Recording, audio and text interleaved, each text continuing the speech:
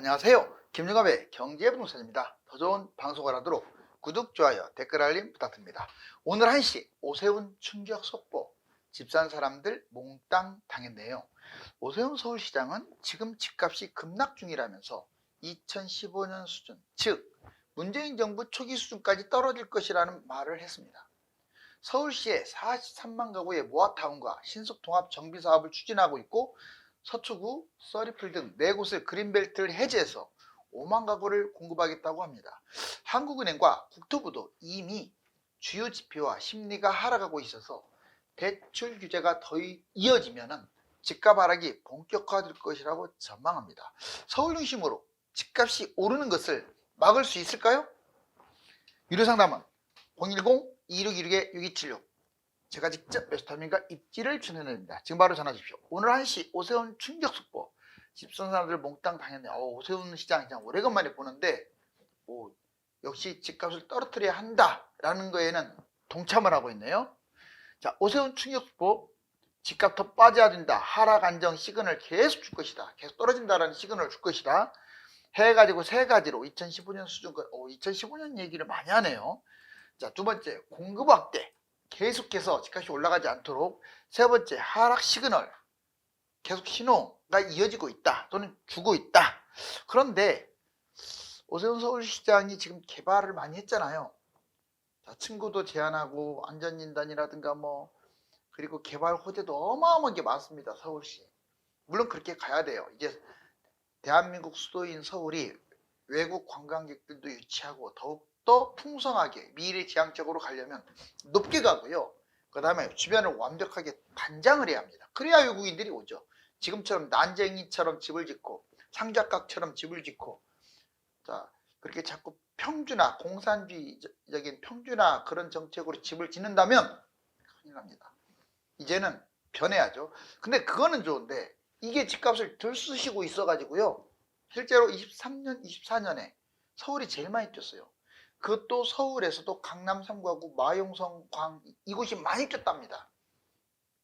그건 어떻게 할 거예요? 보자고요. 문재인 정부 9년 전 2015년으로 돌아가야 집값 거품 3에서 5년간 떨어뜨리겠다. 지금 이렇게 본인이 3에서 5년간 떨어뜨리고 문재인 정부 초기까지 끌어내리겠다. 급격한 경착륙은 경기 침체 우려가 있으니까 원래 가격으로 환원을 하되 길게 끌고 가겠다. 공급 확대, 43만 가구 공급 계획. 주로 여러분들 많이 들어봤죠. 모아타운, 신속통합, 정비사업, 서초, 써리풀 여기를 비롯해서 의왕시, 고양시 이런 데 4곳 그린벨트를 해제해서 5만 가구, 아주 요소에 5만 가구를 공급하겠다. 서울 연계해가지고, 자, 서울과 경기도 지역의 어떤 택지 개발을 또 추진하겠다. 정말 3기 신도시도 많은데 정말 그래요. 부족한 것은 서울입니다.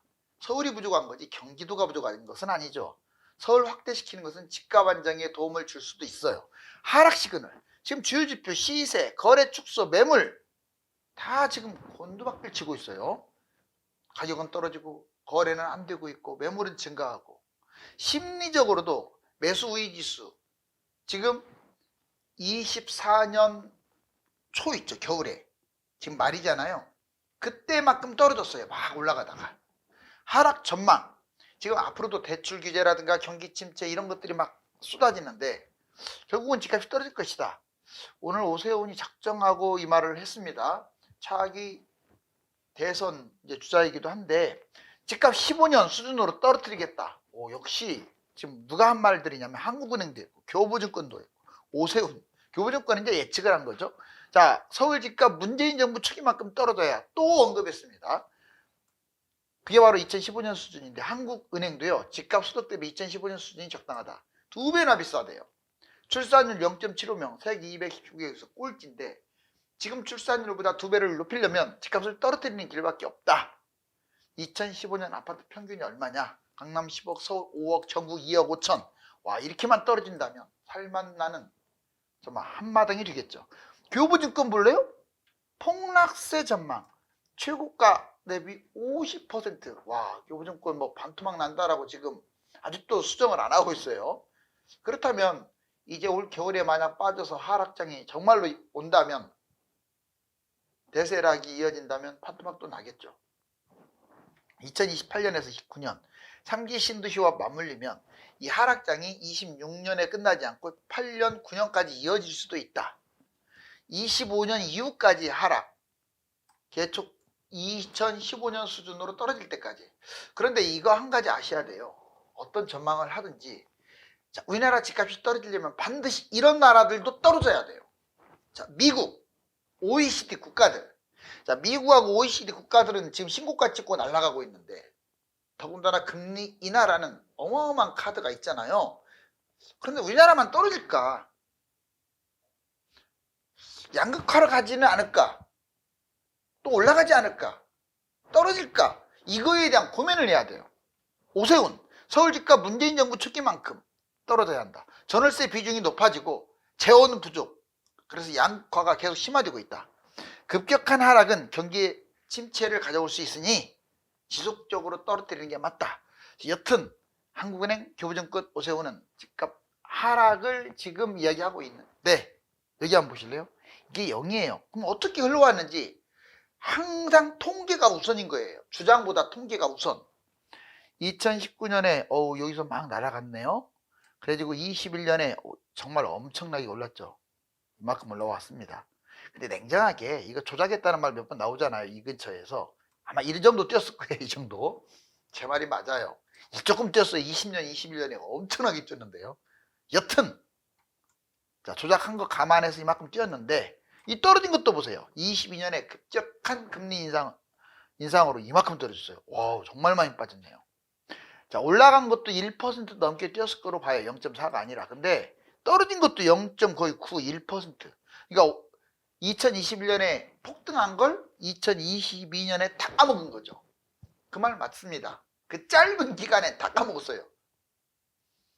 특히 2022년 12월 달이 바닥이었어요. 자, 여기 보시면 23년 4월 달, 그때부터 올라가기 시작을 해서 V자 반등을 하는데 성공을 했습니다. 결국 4월 달에 기준 노점을 잡아서 이제 겨울에는 빠졌고 플러스 전환. 23년에는 밋밋했습니다. 플러스 했지만 또 겨울에는 이 보합권에서 왔다 갔다 하죠. 그런데 올해 자, 2월 3월부터 이 까만 게 서울이에요. 올라가고 최근에는 조금 하락세를 갖고 있는데 이 빨간 게 0이잖아요. 0 밑으로 빠진 게 아니에요. 아직은 플러스예요. 다만 지방은 단 한 번도 4월 24일 이후에 올라가 본 적이 없어요. 지방은 지금 2년째 하락. 어떻게 보면 폭락이죠. 합치니까. 근데 서울은 겨울에 잠깐 하락도 있고 이때 22년 하락도 있었지만 결국은 올라가고 있어요. 그래서 강남이나 한강변 라인은 신고가도 찍잖아요. 다만 서울도 외곽이라든가 경기도 대부분, 지방은 신고가는커녕 아직 회복도 못했어요. 왜? 이만큼 빠진 것을 회복을 못했죠. 그런데 전국 아파트 매매가 추이 이거 보세요. 여러분들 선도 아파트라고 들어봤어요? 선도 아파트 아주 정말 부자들 사는 비싼 아파트 약 50개 추이를 봤더니 예전에 21년보다 지금 어때요? 거의 흡사하죠. 오히려 더 높죠. 208.3으로 신고가 찍는다 이 말이에요. 한마디로 선도 아파트 50개만 그런 게 아니라 강남, 서초 대부분의 한강변에 있는 아파트들은 신고가나 신고가 근처입니다. 실제로 그래요. 이게 떨어졌다가 올라가고 있잖아요. 그런데 이제 전국의 아파트, 선도 아파트야 극히 1% 이쪽이고 대부분의 아파트들은 여기 보자고요. 올라갔다가 지금 다시 또 횡보하고 있어요. 차이가 많이 나네요. 결국 비싼 아파트와 싼 아파트가 양극화를 이룬다. 잊지 마세요. 이제 양극화는 변함없습니다. 결국 양극화 하겠지만 나중에는 이제 강남 또 무너지지 않을까요? 무너질 수도 있죠. 사이클상. 그렇지만 자, 진짜로 많이 벌어질 거예요. 지금 벌어진 건 벌어진 게 아닙니다. 한강변에 있는 압구정과 그다음 대부분의 서울 또는 지방 또는 경기도의 아파트들은 이렇게 벌어질 가능성이 커요. 왜냐하면 우리나라가 비싼 아파트와 싼 아파트의 또는 주택과 싼 주택의 그 가격 차이가 겨우 6배도 안 돼요. 근데 해외는 몇 배인 줄 아세요? 거의 20배입니다. 같은 도시 내에서 20배까지 가는 것도 있고 좀 적다 싶은 곳이 한 8배, 9배예요. 우리나라는 6배의 겨우 배수가. 그러면 앞으로 갈수록 양극화가 심해진다는 얘기예요. 자, 내 집 마련 모듈이 당했다. 이거 중요하죠. 오늘 제목이기도 한데 서울 집값 상승률 31개월 만에 지금 최대. 그렇지만 거기서 엄청나게 지금 추락하고 있죠. 아직은 마이너스까지는 안 빠졌습니다. 자, 서울과 비서울 양극화, 그리고 이러다 보니까 서울을 꼭지에 잡은 사람들은 당한 거죠. 예를 들어 21년에 잡았거나 아니면 이번에 여름 뭐 이렇게 뭐 당했다기보다도 여름에 잡은 사람들도 별로 지금 기분이 좋지가 않겠죠. 영끌 가계비 상반기 26조 급증 3년치 최대치. 영끌로 매입하신 분들도 잠이 안 올 수가 있겠죠. 특히 21년 꼭대기에. 그나마 서울은 많이 회복을 했고 신축은 많이 회복을 했는데 서울 외곽, 특히 경기도 지방은 지금 울고 싶어라죠. 불확실한 것들 매입하신 분들도 지금 마찬가지예요.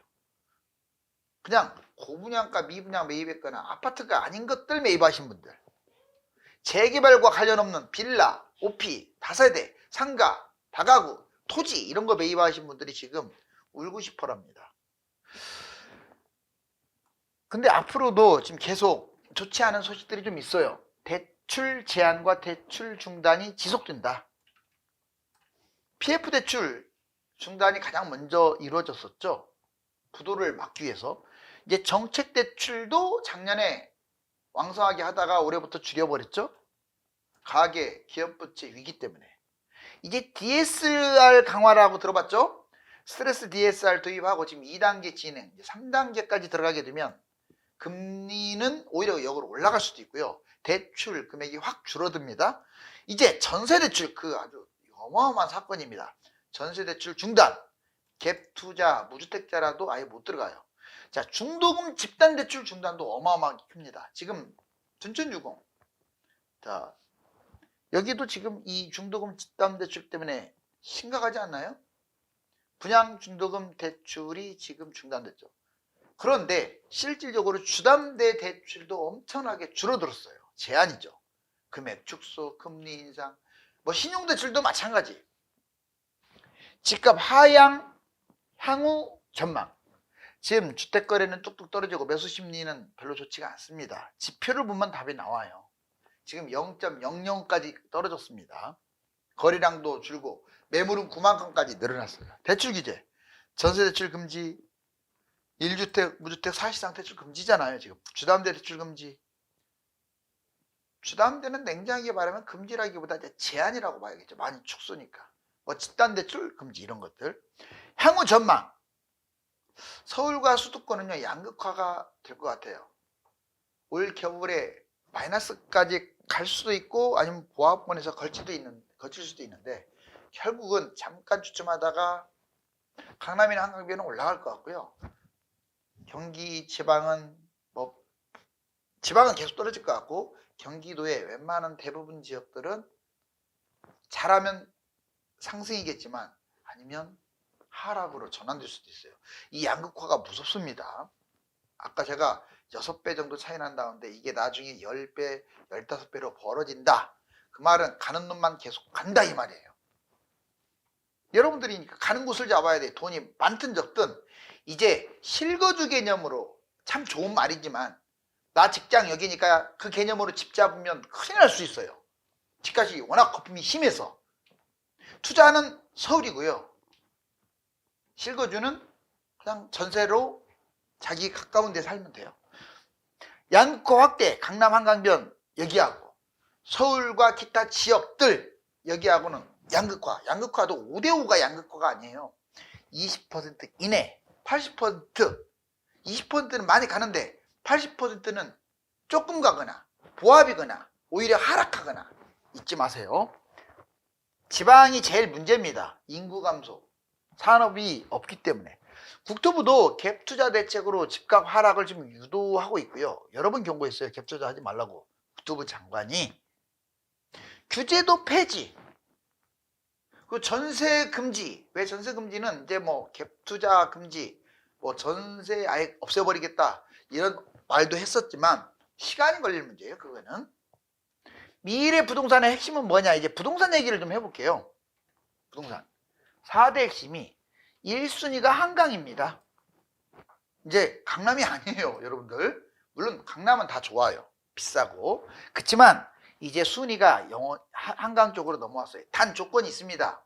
서울 시내 쪽만 한강을 말하는 거지 바깥은 큰 의미가 없어요. 자, 2순위가 강남입니다. 3순위가 뭔 줄 아세요?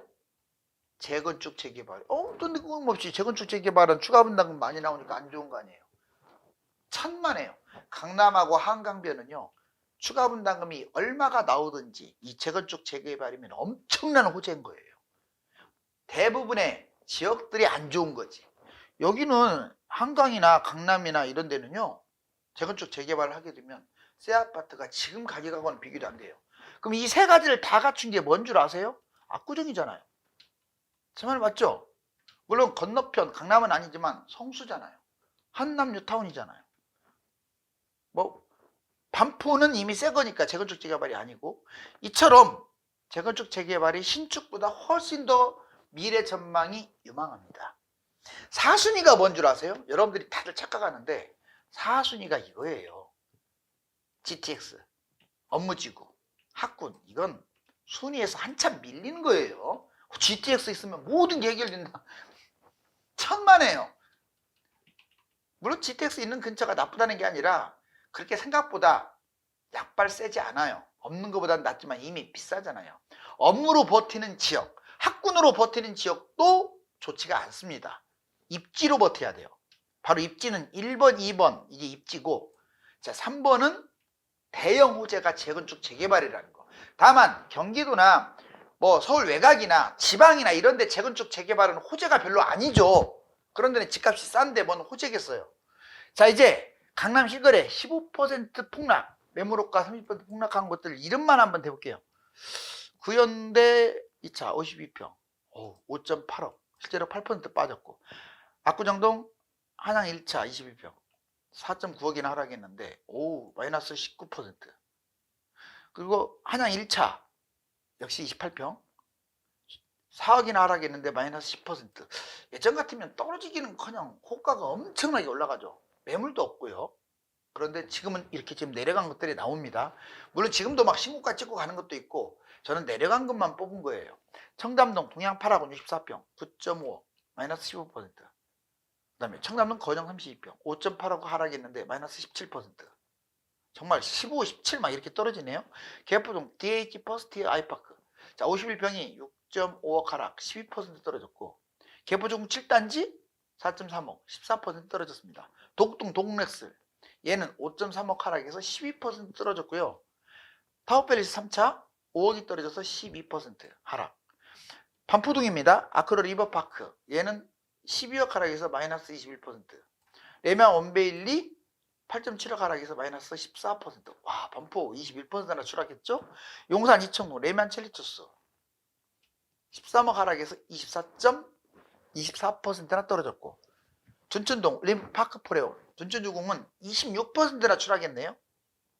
그 다음에 고덕 아르테온 상일동에 마이너스 34%. 지금 어떻습니까? 실거래가로 한 대충 10에서 20% 가까이 강남도 많이 떨어졌죠. 그런데 재밌는 사실은 여름에는 이 가격으로 안 나왔어요. 호가가 지금보다 약 10에서 20% 올라간 가격으로 나왔어요. 7, 8, 9월에는요 정말로 실거래가로 거래가 안 됐단 말이에요. 근데 지금은 현재 실거래가로 가격이 이렇게 내려왔어요. 강남을 잡을 때 항상 하락장에 반드시 잡아야 하는 이유는, 그때 못 잡아버리면요 이미 실거래가 문제가 아닙니다. 실거래가 5억 뛰었다 그러면 실제로 호가는 5억 더 뛰니까 10억 비싸게 얘를 잡는다고 생각하셔야 돼요. 5억이나 10억 비싸게. 용산구, 강남구, 신수통합, 모아타운 지역들, 여러분들 혹시 나는 3억에서 5억밖에 없다. 3억에서 5억 갖고 용산, 강남은 어떻게 들어가겠어요? 그쵸? 갭 투자해도. 그런데 3억에서 한 4억, 3억에서 4억이면 다 들어갈 수 있는 곳들이 웬만하면. 물론 그쪽은 한 5억 넘길 수도 있겠죠. 자, 보시면 용산 효창동 역세권, 여기 원효로 일가 역세권, 여기에 지금 신속통합 추진하고 있고, 건너편에는 여기는 안 나와 있어요 지금. 자, 3080 00 재개발. 그 다음에 청파동 3가 여기 모아타운.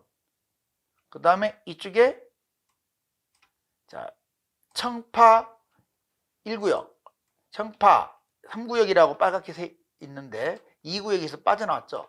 청파 2구역, 그리고 청파 역세권도 있습니다. 자, 그 다음에 그 위에가 서계동인데 바로 여기가 서울역이죠. 여기 공덕역도 있습니다. 이쪽으로는 이제 후암 재건축이 있고요. 여기에 동호암 1, 동호암 2, 동호암 3 이렇게 연결되어 있어요. 지금 제가 싹 말씀드린 거예요. 여기 원효로도요. 일가는 여기 있는데, 자, 4가 여기 한강 쪽으로, 3가 이렇게 있어요.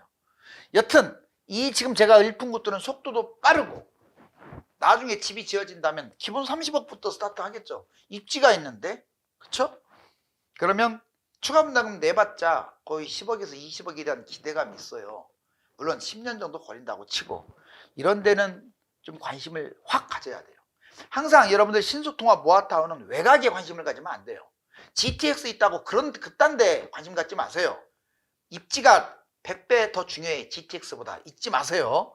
자, 여기 이제 강남 쪽도 좀 제일 뜨거운 데는 여기에요. 누가 말해도 개포사동하고 양재입니다. 개포사동의 1구역 신속통합, 얘만 신속통합이고 2구역, 3구역, 4구역이네요. 얘들은 모아타운 추진하고 있죠. 지금 80% 또는 신속통합 75% 채우는 것만이 문제가 아니라고요. 거기에 다세대 비율이 누가 많냐, 누가 상가라든가 단독, 다가구, 교회 이런 비율이 적냐, 이게 제일 중요해요. 이 속도 빠른 것도 중요하지만 속도 빠른 것보다 더 중요한 게 그거라고요. 근데 여기서 보면 다 뭐 60%까지 왔는데 여기는 조금 상가가 많아요. 그게 문제예요. 다만 1구역은 신속통합인데다가 속도는 이제 40%밖에 안 되지만 다세대 비율이 제일 높아서 추천입니다. 이쪽에 보면 이제 양재 5구역, 6구역, 1구역, 뭐 2구역, 3구역, 4구역, 5구역, 6구역 해갖고 쭉 한 바퀴 돌았죠. 7구역까지. 가운데는 텅 비어있고, 여기에 보면 여기가 전철이 취약했었는데 이 빨간 이 노선, 이 전철, 그리고 이 밑으로 내려오는 전철 있죠. 이게 위례 과천선이에요. 즉 양재동하고 개포동이 이제 전철의 날개를 달면서 또 어마어마합니다. 이게 지금 거의 몇만 세대죠. 그래서 두 곳을 제가 가장 핫한 강남과 용산을 간단하게 읊어드렸어요. 자, 서울특별시에 오늘 뜨끈뜨끈한 발표. 오세훈 서울시장 과연 집값을 잡을까요?